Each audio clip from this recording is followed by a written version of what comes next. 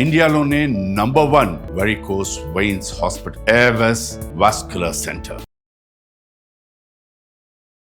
అందరికీ నమస్కారం. నా పేరు మాధురి. మీరు చూస్తుంది సుమన్ టీవీ నెట్వర్క్. ప్రస్తుతం మనతో పాటు ఉన్నారు motivational speaker, psychologist, life coach, అలాగే ఆస్ట్రాలజర్ హరి రఘుప్రియ గారు. నమస్తే అమ్మా. నమస్తేనన్నా. కృష్ణాష్టమి అంటే ఎందుకో చాలా సరదాగా మొత్తం అందరూ కూడా గెట్ టుగెదర్ అయ్యి ఉట్టి కొట్టడము ఇవన్నీ కూడా చాలా సరదాగా ఉంటాయి. అలానే పిల్లలందరినీ కూడా రాధాకృష్ణులాగా రెడీ చేస్తూ ఉంటామమ్మా.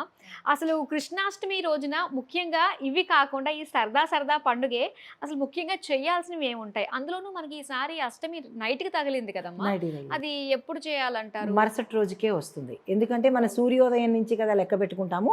మరుసటి రోజు 12:40 వరకు, మధ్యాహ్నం 12:40 వరకు చేసుకోవచ్చు. అయితే ఈ కృష్ణాష్టమిని చాలా మంచి ప్రశ్న సమయానికి చెప్పింది. అయితే మనకి అష్టమి తిథి ఎప్పుడు కలుస్తుందో అప్పుడు మాత్రమే మనం కృష్ణాష్టమి చేయాలి. అష్టమి తిథి తగిలిన సమయానికి అంటే మనకి ఆగస్టు 15 మధ్యాహ్నము 11:48 తగిలింది. అంటే ఆ సమయంలో మనకి సూర్యోదయం అయిపోయిందిగా. సో ఆగస్టు 15నే మనము ఆ కృష్ణుడి పూజ చేసుకోవడం. మరి దీన్ని ఇంకొక రకంగా కూడా అడగచ్చు, ఇది అభిజిత్ ముహూర్తం కదా, మరి ఆ సమయంలో మనం పూజ చేసుకోవచ్చా అంటే సలక్షణంగా చేసుకోవచ్చు. శ్రీరామనవమి అభిజిత్ ముహూర్తంలోనే మనం పూజ చేస్తాము. కృష్ణుడిది కూడా ఇంచుమించు ఎప్పుడు గమనించినా మనకి అభిజిత్ లగ్నంలోనే తగులుతుంది. అంటే రాముడు కృష్ణుడు అవతారాలు వేరు కానీ అంశం ఒకటే కాబట్టి ఈ ప్రత్యేక సమయంలోనే మనం మధ్యాహ్న సమయంలో మనము పూజ చేసుకోవచ్చు. అయితే ఈ నెల మనకి ఆగస్టు 15 నుంచి 16 ఉదయము మనకి సుమారు 12 ఆ చిల్లర వరకు తగిలింది కాబట్టి ఈ సమయంలో మనం పూజ చేసుకుంటాం. అయితే దీన్ని మనం గోకులాష్టమి, కృష్ణాష్టమి, రాధాష్టమి రకరకాల పేర్లతో పిలుస్తుంటారు. నార్త్ సైడ్ వాళ్ళు రాధాష్టమి అంటారు. ఓకే, మనమేమో కృష్ణాష్టమి అంటాము. 2 సార్లు చేసుకుంటుంటారు. స్మార్తులు ఒక రకంగా చేస్తారు, తర్వాత శ్రీ వైష్ణవులు ఒక పద్ధతిలో చేస్తారు. ఈ నార్త్ సైడ్ ఒక టైంలో చేస్తారు, మనం ఒకలాగా. ఎందుకంటే వాళ్ళు ఒక పద్ధతి పాటిస్తారు, మనం ఒక పద్ధతి పాటిస్తాము. వాళ్ళకి ఎలా అంటే నార్త్ సైడు ఒక కృష్ణుడి దేవాలయం ఉంది, అక్కడ పాలు ఒక్కటి పెట్టేసి రాత్రిపూట వచ్చేస్తారు. తెల్లారేటప్పటికి ఏమవుతుంది, ఆ కుండ ఒలికిపోయి ఉంటుంది, పగలదు. మళ్ళా కుండలో పాలు కొంత నేలమైపోయి తాగినట్టు కనబడుతుంది. మరి అది ఎంత వింత, కృష్ణుడు లేడా? ఎక్కడమ్మా ఇది? అది నార్త్ సైడ్ ఉందిరా. మంచి ఈసారి వచ్చినప్పుడు చెప్తాను. అది నార్త్ సైడు ఈ దేవాలయం ఉంది. అందరూ వెయిట్ చేస్తారు, తలుపులు వేసేసి బయట కూర్చుంటారు. కూర్చున్న తర్వాత ఎప్పుడు కృష్ణుడు వచ్చి తాగుతాడా అని వస్తున్నప్పుడంట బుడి అడుగుల శబ్దం వినపడుతుంది, అచ్చులు కనబడతాయి ఆ గుళ్ళో. ఎంత అదృష్టం అది, నిజంగా చాలా బాగుంటుంది.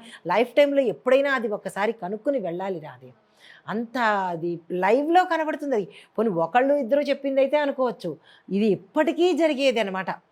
ఆ సమయంలో లైట్లు ఆరిపోతాయి. తర్వాత అందరూ వెయిట్ చేస్తుంటారు బయట, భక్తులందరూ వెయిట్ చేస్తుంటారు.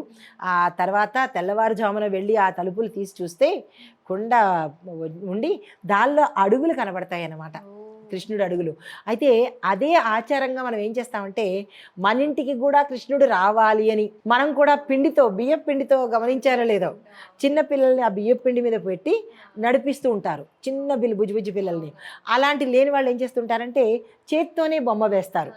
ఆ వీధిలోంచి మన పూజా మందిరం వరకు కృష్ణుడు రావాలి అని ఈ పాదాలు వేయడంలో ఆంతర్యం అదన్నమాట.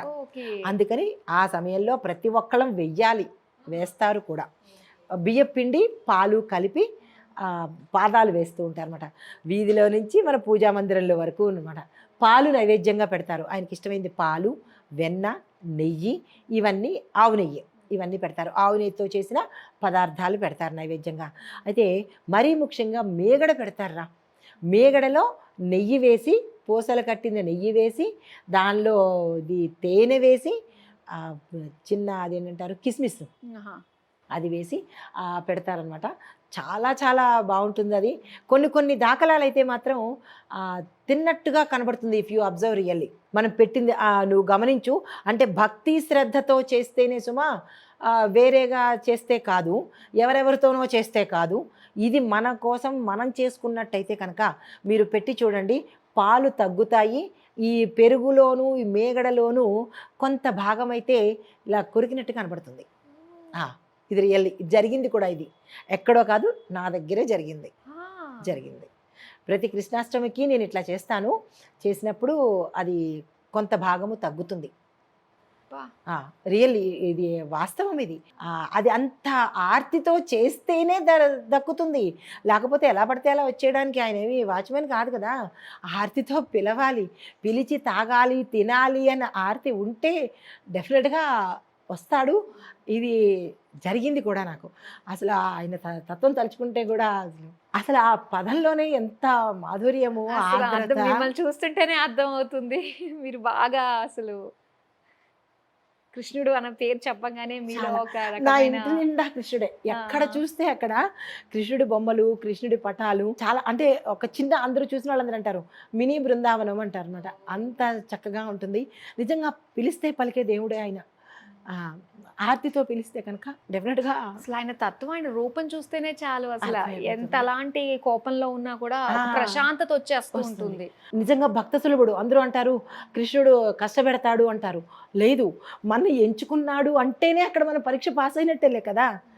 అది అందరికీ ఆ తత్వం రాదు. అంత తన్మయత్వం వచ్చింది అంటే ఆల్రెడీ ఆయన సెలెక్ట్ చేసేసుకున్నాడు. ఇంకా కష్టపెట్టేది ఏముంది అందులో. అంత ఓకే. అయితే పూజ యథావిధిగా తెల్లవారుజామున లేచేసి మంచి బట్టలు, మనకున్న బట్టలు పెట్టుకొని పీతాంబరం, ఆ రోజు పసుపు బట్టలు వేసుకోవాలి. పీతాంబరం బట్టలు వేసుకుని స్వామివారికి పూజ చేసుకుని ఈ చెప్పిన నైవేద్యాలు కనుక భక్తితో పెడితే తప్పకుండా వచ్చి తింటాడు. ఇది శాస్త్రము. శాస్త్రం కాదు, ప్రాక్టికల్గా ప్రూవ్ అయిందనమాట. తర్వాత ఏం చేయొచ్చు అంటే కృష్ణుడి విగ్రహం ఉంటుంది కదా, ఆ విగ్రహానికి అభిషేకం ఎవరి విధానాన్ని బట్టి వాళ్ళు అభిషేకం చేసుకోవచ్చు అనమాట. తర్వాత సాయంత్రం పూట ఇంట్లో మనకి చిన్నపిల్లలు ఉంటే కనుక వాళ్ళని కృష్ణుడిలాగా తయారు చేసి, రాధలాగా తయారు చేసి ఆనందిస్తూ ఉంటాము. కానీ ఈరోజు మాత్రము పూర్తి తన్మయత్వంతో ఎవరైతే అంటే పూర్తిగా ఇమ్మర్స్ అయిపోయి కనుక చేసుకుంటే కనుక సాక్షాత్తు స్వామి వస్తాడు. అది నిదర్శనం ఉంది. ఇంకా పూజ చేసుకునే విధానం అంటే ఎవరిష్టం వచ్చినట్టు వాళ్ళు, ఎవరి పద్ధతిని బట్టి వాళ్ళు, ఎవరి సులువుని బట్టి వాళ్ళు చేసుకుంటారు. అయితే ఈరోజు మాత్రము మాంసాహారం తినొద్దు, ఈ చెత్త పనులు ఏమీ చెయ్యకుండా విధి విధానంగా కనుక పూజ చేసుకుని ఆయనకి ఇష్టమైనది. మరొక విషయం ఏంటి తెలుసా, ఆయనకి అటుకులు అంటే చాలా ఇష్టము. అటుకుల్లో బెల్లం కలిపి కనుక పెడితే కంపల్సరీగా ఆయన, అంటే ఎలా చెప్పాలో నాకు అర్థం కావట్లేదు, చాలా ఇష్టపడతాడు. మనం అడిగిన కోరిక, అది మంచి కోరిక సుమా, మనం అడిగిన కోరిక తప్పకుండా తీరుస్తాడు. అందులో సందేహం అక్కర్లేదు. అలా పెట్టి చూస్తేనే దాని ఆంతర్యం తెలుస్తుంది అనమాట. ఇవి ఆయనకి చాలా ఇష్టమైన పాలు, పెరుగు, వెన్న, నెయ్యి, అటుకులు, బెల్లము. తర్వాత పార్వతీ అమ్మవారికి కూడా ఈ అటుకులు బెల్లం దసరాలకి పెడతారు తెలుసా. వీళ్ళిద్దరూ అక్క తమ్ముళ్ళే కదా, ఇద్దరు సోదర సోదరులే కదా. సో అంత ఇష్టం అనమాట. తర్వాత ఏంటంటే సాయంత్రం సమయంలో మనకి ఉట్టి కొట్టేది, ఇందాక మీరు అన్నట్టు ఉట్టి కొట్టే పండుగ ఉంటుంది. అది పిల్ల పెద్ద అందరూ కలిసి ఆనందంతో చేసుకుంటారు. కృష్ణ భజనలు చేసుకుంటారు, కృష్ణుడు దేవాలయాలకి వెళ్తారు. ఇంకా అది ఒక రకమైన ఆనంద పరవశమైన పండగ కృష్ణాష్టమి అనమాట.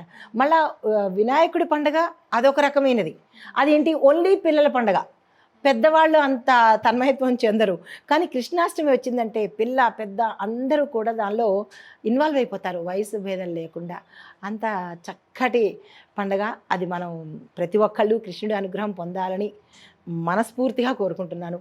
కనీసం ఈ పండగ నుంచైనా అందరిలోనూ కృష్ణ భగవానుడు ఉండాలి, సత్సాంప్రదాయాన్ని పాటించాలి, అందరూ మన ధర్మాన్ని పాటించాలి అని కోరుకుంటున్నాను రా. చాలా బాగా చెప్పారు. అండ్ అలానే మీరు చెప్తున్నప్పుడు మీరు ఒక తన్మయత్వంలోకి వెళ్ళి మీ కంట నీరు కూడా పెట్టుకుని అసలు ఎంత ఎమోషనల్గా, ఎంత టచింగ్గా ఉన్నారు మీరు కృష్ణుడు అంటే అన్నది అర్థమవుతుంది. నిజంగా అది అపరూపమైన, అంతే, అది చెప్పలేం.